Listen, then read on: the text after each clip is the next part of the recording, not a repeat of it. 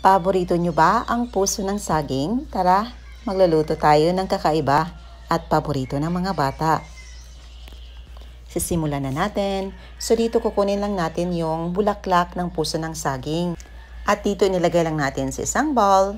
Naglagay tayo ng salt at pipigaan natin ito para mawala yung dagta nito. Pipigaan hanggang sa ma-remove natin yung juice ng bulaklak ng puso ng saging. Pagkatapos nating mapigaan, uhugasan natin ng tubig para mawala naman yung alat nito. At ito na ang ating pinipigaan na bulaklak ng puso ng saging. Mag-add na tayo dito ng mga pampalasa. Sa isang bowl, mag-add tayo ng isang pirasong large egg, paprika, dinurog na pepper, at saka rock salt. At itansya nyo lang mga mamis kung gaano kadami inyong ilagay. Mag-add din tayo dito ng flour as binder. At ito ang star ng putahe natin ngayon, ang cheese powder, para mas lalong sumarap at malinamnam. I-mix lang natin hanggang sa ma-fully combine ng lahat ng mga ingredients.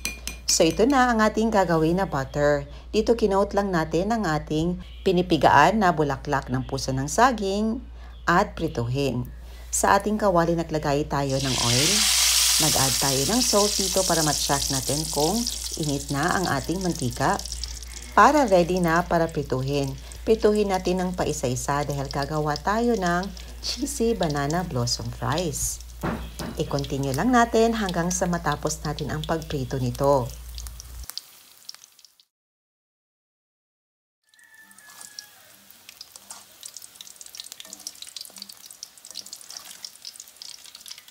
Ito na, after a few minutes, luto na at ready to serve na ating napakasarap na cheesy banana blossom fries.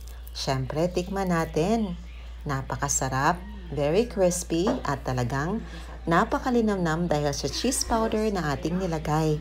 At iserve natin ito sa aking anak at tingnan natin kung magugustuhan ba niya.